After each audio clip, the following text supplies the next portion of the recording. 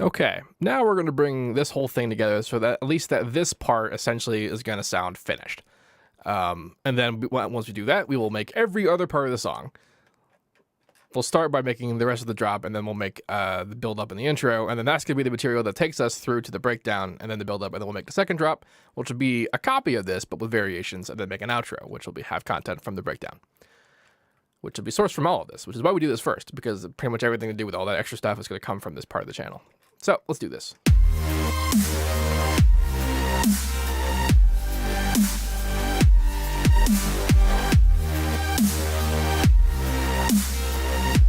So, leveling aside, we need to look at this as far as what's going on the master, and we're going to do that with Maximus. So, like I said, I didn't really care where the kick and the bass and the whatever levels as far as what they're doing. And you might think yourself that that's crazy, that everything needs to be -6, that everything needs to not be peaking, and that's the peaking is bad and all that good stuff. And to a certain extent, you might be right about that. But the thing about like why that is, like why people have that idea in their head in the first place, is based on a lot of stuff that's just not true anymore. And by anymore, I mostly mean I mostly just mean like from ideas from before technology was as good as it is now. Mostly we're inferring to the idea of peaking being bad. Peaking is bad in the rendered file, in the playback file, but before the master, peaking can do whatever the hell it wants. And this has to do with a concept of 32-bit floating point bit depth for wave or PCM audio, live PCM audio. And this bit depth is not in the 32-bit is not what I'm talking about versus like 32-bit versus 64-bit. I'm talking about 32-bit versus 16-bit or 24-bit. And 16-bit or 24-bit audio, just a real refresher, quick refresher on that. If we have this that represents maximum silence and maximum loudness, the distance between these 2 points will have a number of steps. Because in sampling samples two measurements for each point of sampling point of data. And those two measurements are time and level, time and amplitude. And amplitude, it has a number of set stops that it could actually be at from silence to maximum loudness. And that number in 16-bit and 24-bit is so high that you can't tell a difference between them. And if I were to do a smooth sweep of volume all the way down, you wouldn't hear degradation. You do in like extremely like, if you're really looking for it and you analyze it like really loudly and you could hear some things, especially when you're recording like microphones and that kind of stuff, that becomes a problem. Then you're dealing with the concept of noise floor. But since we're synthesizing all this stuff, it's not really a big deal. But point being is that that's what 16-bit and 24-bit measurement refers to.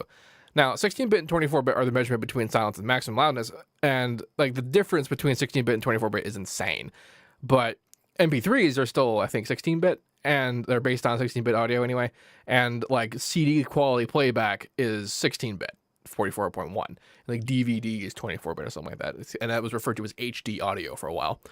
But 32-bit is basically it's not a playback format. It's a live format. What I mean by that is that FL runs internally at 32-bit. You can see it says it up here. Where does it say it? In 32 LSB, that kind of thing. And so the difference between 32-bit and 24-bit is not like a difference between 24-bit and 16-bit. 24-bit and 16-bit are larger values in the same space. 32-bit keeps going. 32-bit is the same density as 24-bit, but off past 0 dB. Really, really far past 0 dB. I never crunched the numbers myself, but a friend of mine told me it was something like 16 plus 1600 dB. 1600 dB. Which means that if I'm peaking like 6 dB, it is meaningless. It doesn't even care. And where this matters for max levels and mixing and mastering, that kind of thing, is that if this is 0 dB here and we have data that goes above 0 dB, what happens is that this data gets cut down. And then if I were to record an audio with a big peak like this, that will get cut off and we have a nice, terrible straight line. Like if this was the information that got recorded, it would come out like that. Now, and the problem with this is that if I were to turn this down, what would happen is that it would just be the same. It would be the same data, only quieter. That's all that would happen. But if I were to do 32-bit playback and I were to record it like this, what would happen is that the playback would distort it. Like, because your playback interfaces, like your audio interfaces, are 16-bit or 24-bit. You have that setting for it. Very, very few audio interfaces are 32-bit. I don't even know what they are, but I know they exist. And if you record it like this and then it comes out like that, but then if you turn it down, it would actually still preserve the peak, which is the entire reason why anybody would tell you to record things at minus 6 dB or not have it peaking, so that when you want to master your file, you have the unimpeded, unmolested, original dynamic peaking data. So basically what this is saying is that I could redline all of this, all pre-master, which I don't even think I am. Every now and then, the drums are being limited, so like nothing is going above 0 dB anyway. But if I were redlining, I could redline everything all day long, as long as by the end of the mixing part, I bring it down to below 0 dB. It's fine. It won't be a problem. And also, if you render it as a 32-bit file, you can take that peaking data, and it can be as high as you want it, and then you can bring it back down later. And you can use that. You can give that to people who do mastering. And usually, if they're smart enough, they'll know. Smart enough. If they passed learning how to open up a piece of mastering software 101, they'll know how to deal with 32-bit audio.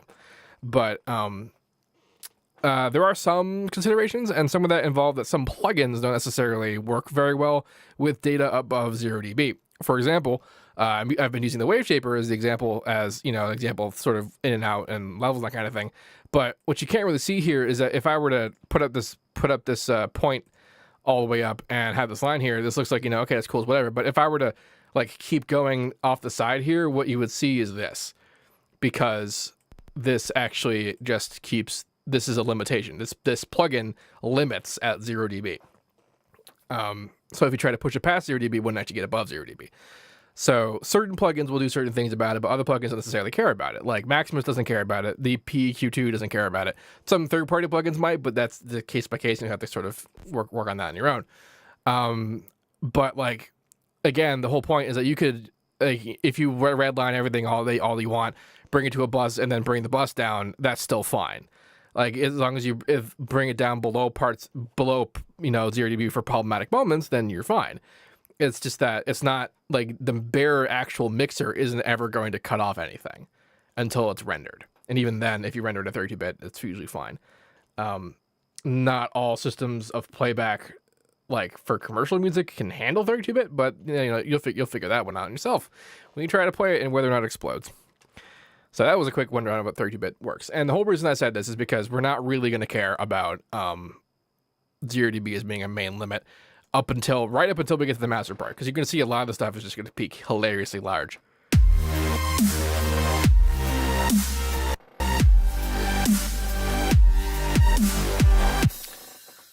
Yeah, a lot of this needs to get changed. So I'm going to do a quick kind of slapdash master. And this is beautiful. This is exactly what you want to see.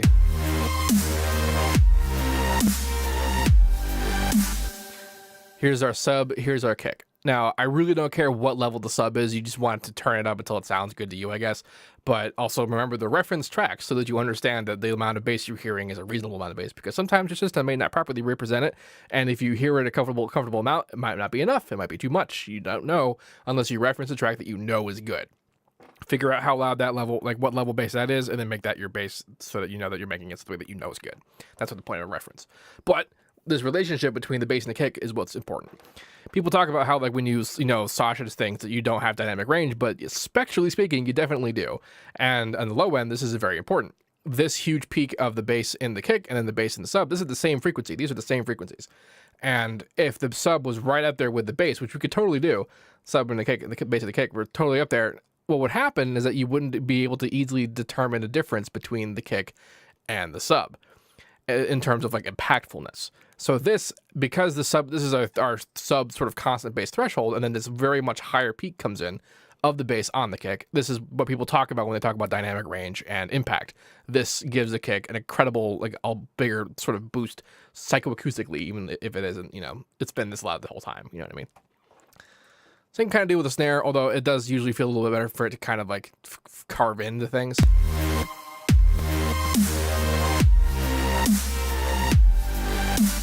In fact, it could stand to be a little bit, different in terms of its mix. Let's look at the snare.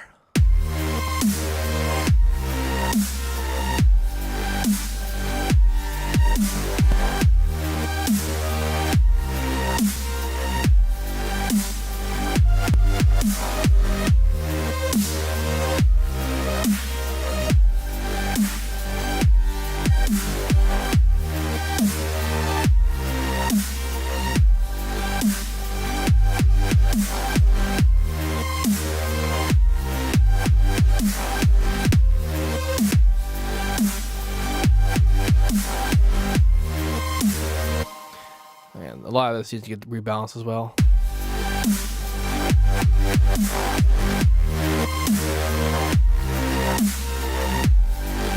This is where mid-side fading is going to help out a lot.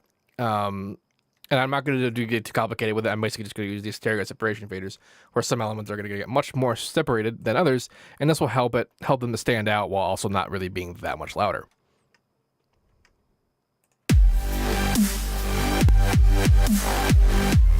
This is the stereo separation now. This is just panning.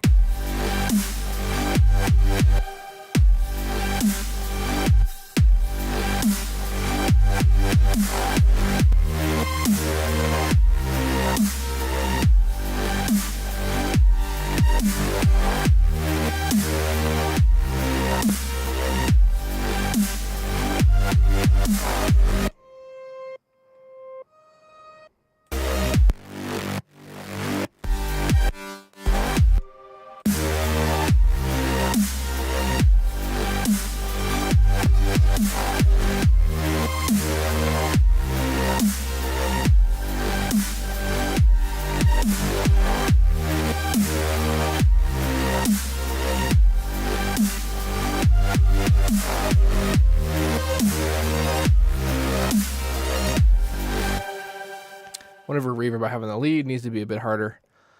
It's already kind of hard, but whatever. Let's bring up the size a bit. Just open the filters. Just be super. That's fine.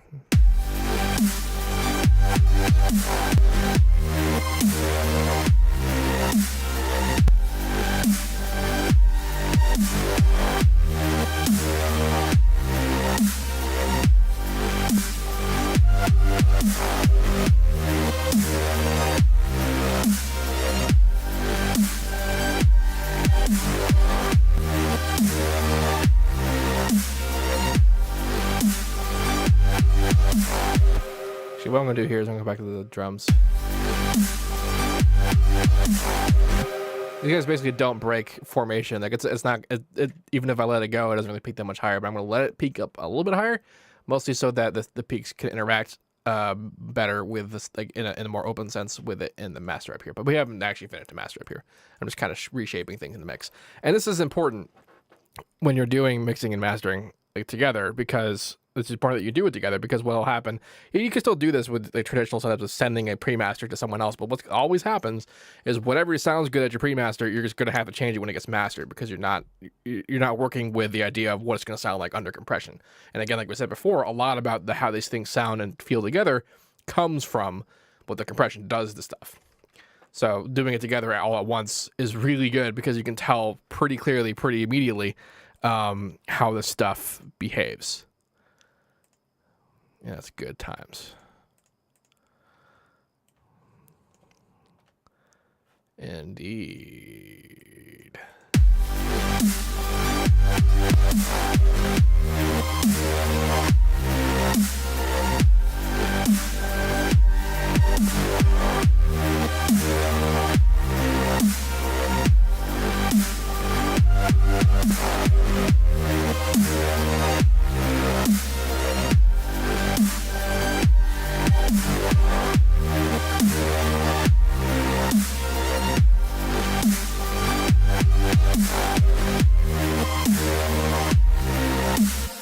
I don't really need to center the low end, because the only thing that's in the low end is the separate sub and the kick, which is the beauty of doing the whole separate sub concept, is that the mix, I don't even need to compress the low end.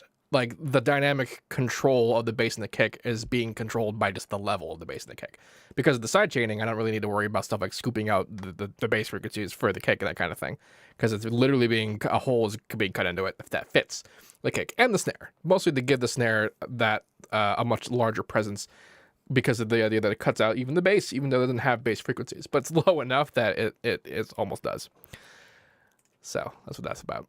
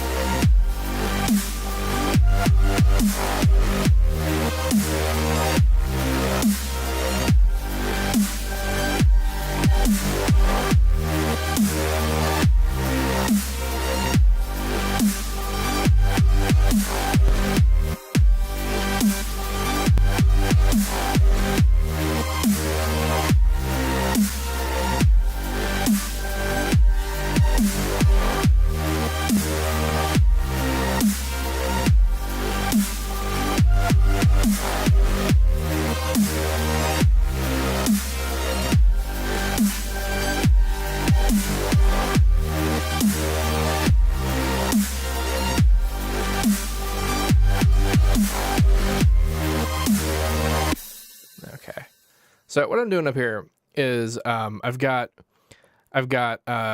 basic controls like the pre-gain, the post-gain, and that kind of what's going on over here. I mostly keep using this as like being a kind of limit thing. I want to sort of equalize the frequencies a little bit, not literally like totally fully, but I'm using 0 dB as kind of like the relative amount, because I remember the peaking, the actual amount that's peaking at up until it gets to master is not that important, but it says it's relative to each other. It's sort of the important part. Not a whole lot needs to happen because we took care of a lot of what it does with the sidechaining. So like the fitting and like the compression part, and this is actually a very interesting part, important part about the concept of what compression is. Because compression, a compressor, is just a really fast volume automator. Like these white lines here is a volume automation curve that's occurring when the data goes above a certain point in a certain threshold, and it triggers the automation and it brings it down to be below the threshold. That's what a compressor does.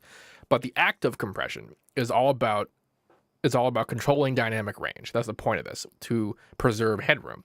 And the reason why you want to preserve headroom is because you want to be able to turn it up loud enough. So like if I didn't do any of the sidechaining and ducking and all this stuff was competing directly, the peaking, the levels would be a lot higher.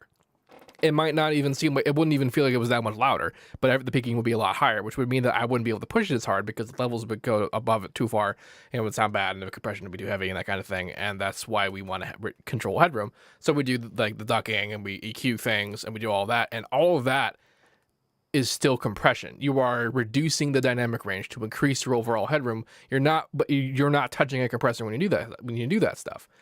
So that's why stuff, even like if I don't even have the compressor on, with the exception of some peaking that was happening there, it already sounds compressed. And that's because it is compressed. The dynamic range is reduced. That's the purpose of compression. It's just a different way of doing it. And you've been doing it, and you're doing it in so many different ways that don't involve a literal compressor. And when you have that in your head, suddenly a whole bunch of stuff makes a little bit more sense. But what we're doing here is mostly clipping. And that's happening with this. This is the soft saturator. The soft saturator is essentially a little line. Well, you can make it a little line or not a little line. But when it's in the center, it's off, and it has two modes, this side and basically A and B modes, two different kinds of threshold types, neither of which matter to me because I just turn it on to one side or the other, and it creates a limit, a very hard limit that's essentially distorting it. And the reason why this works is because we're using it at 0 dB, and I'm doing a little bit of that, a little bit by letting a little bit of level get above it through the soft saturator, and then a little bit of actual compression by it still triggering that. And the beauty of this is that the reason why the distortion is working is because what distortion does at the harmonic level is that it adds higher harmonics to a sound. So if you have a certain amount of harmonic content, and that harmonic content is going to be multiplied by the distortion to create higher harmonics, which make it sound distorted. Not unlike what we're talking about with the sub. When you saturate a single sine wave, you get square harmonics. It adds the higher harmonics, and that's what distortion sounds like. That's what it's doing. This is essentially a very high frequency distortion. And the reason why this works is because we already have a tremendous amount of high frequency content through the supersaws, the leads, the bass distortion. All this stuff is so high frequency and there's so much of that going on that even adding a tiny little bit more of it, especially because it usually doesn't happen for very long or very fast, is almost unnoticeable. There is, however, a limit. You can't really push it so far, because you saw when I brought it really far down, that's essentially saying that the level is going so far above it that the distortion becomes super duper obvious. And it doesn't really work out so well anymore. So that's why I have a combination of compression and a combination of the soft saturator so that we get the best of both worlds without pushing either of them too far.